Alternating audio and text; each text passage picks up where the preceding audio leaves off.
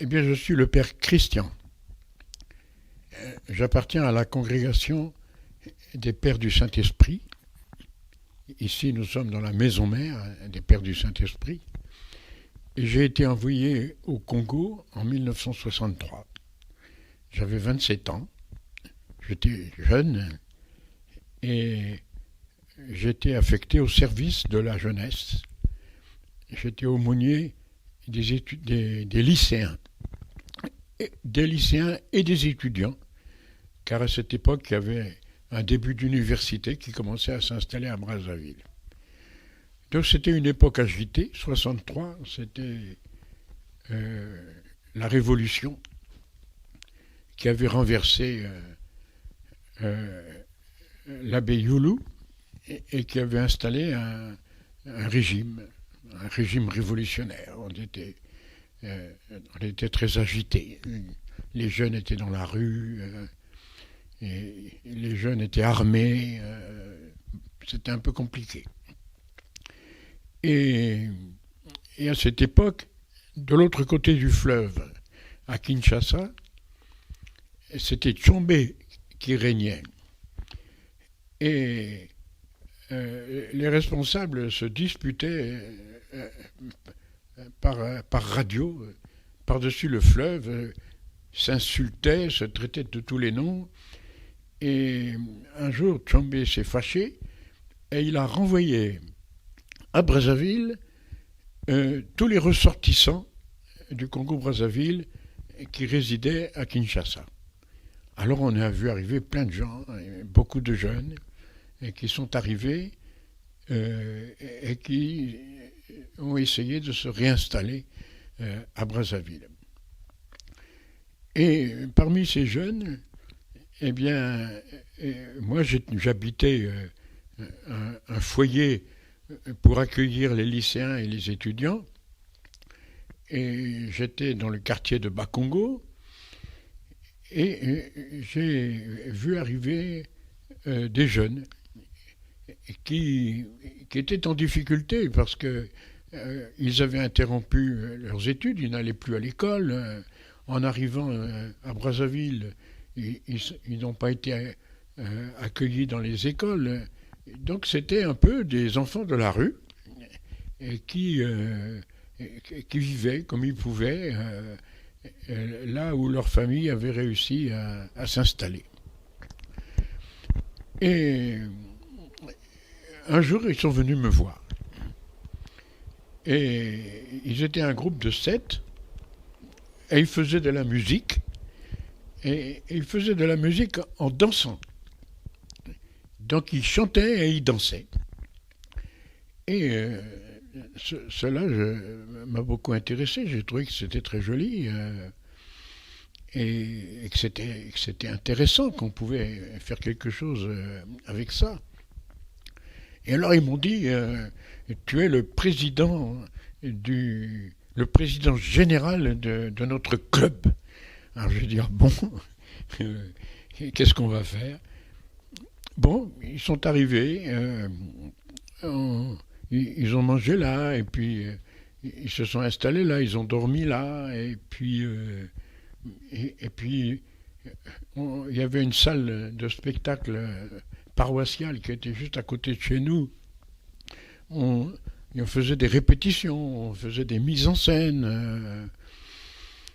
Et puis, il y avait à cette époque au Congo-Brazzaville des groupes vocaux qui commençaient à exister, c'était la mode. Donc les cheveux crépus, je ne me rappelle plus tous ces noms. Et il y en avait à Pointe-Noire, il y en avait à Brazzaville. Et ils étaient en concurrence les uns avec les autres. Alors ceux qui sont venus me voir se sont appelés les Échos Noirs. Les Échos Noirs. Et c'est sous ce nom-là qu'ils ont commencé à faire des choses et à se présenter dans des spectacles. À cette époque, on était déjà en 65. En 1965. Et il y a eu un événement à Brazzaville, c'est Myriam Makeba qui est venu à Brazzaville et qui est venu chanter à Brazzaville.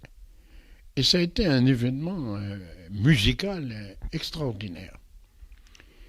Et toutes les radios de la ville étaient réglées à fond et on entendait dans toute la ville la voix splendide, la voix magnifique de Myriam Makeba. Et les échos noirs étaient fous. Et donc ils chantaient eux aussi, ils chantaient fort, ils hurlaient, ils chantaient les airs de Makeba et ils étaient complètement électrisés par cette ambiance extraordinaire.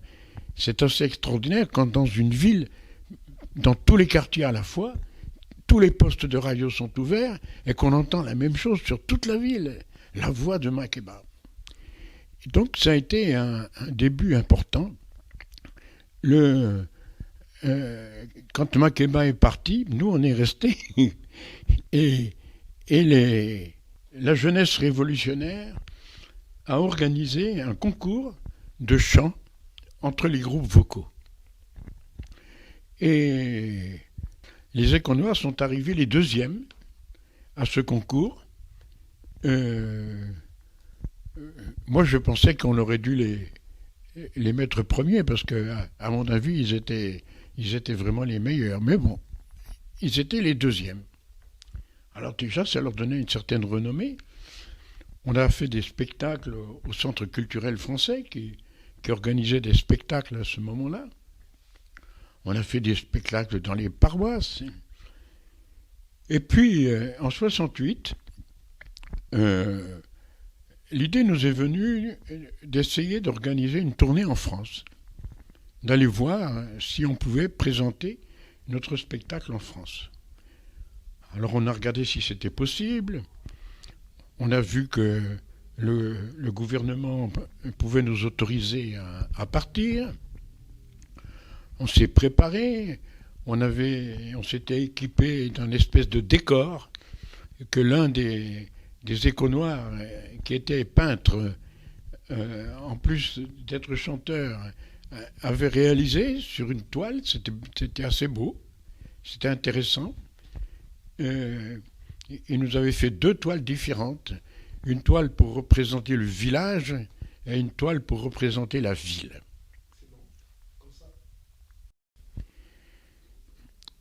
Voilà, donc nous avions 2 décors réalisés par Loris, il s'appelle Loris, ce membre des Échos Noirs, et il y avait donc le village et la ville. Et c'était le titre du spectacle que nous avons monté, qui s'appelait « Du village à la ville ». Et il y avait donc 2 décors, et il y avait 2 tenues de scène. Une tenue de scène avec les campas du plateau Batéké, là, les pagnes rouges, là, rouges et noirs du plateau Batéké. Et puis, il y avait une tenue de scène qui était un petit costume jaune, très, très joli, avec un col roulé, etc. Et qui permettait d'évoluer dans le cadre du paysage urbain. Donc c'est avec ce spectacle que nous sommes arrivés en France.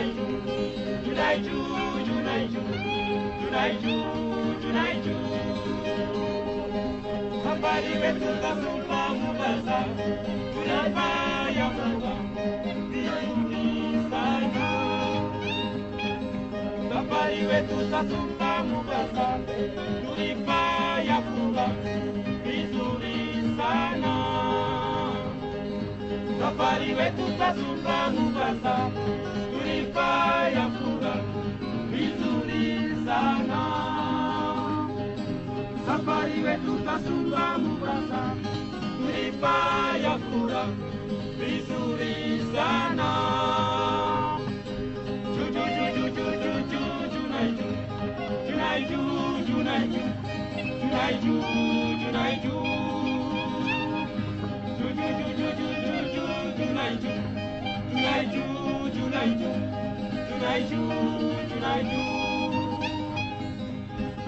Bring my African Eagle, Captain Roma, Unite Super, Commander Nikona, Ambato Bizan, Naima Cesayo.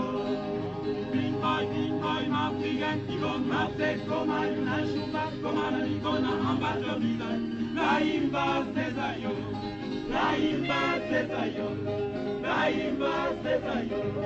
Aman kumule sanaso, aman kumule sanaso, aman kumule sanaso, aman kumule sanaso, aman kumule sanaso, aman teka aman teka aman teka aman teka aman teka aman teka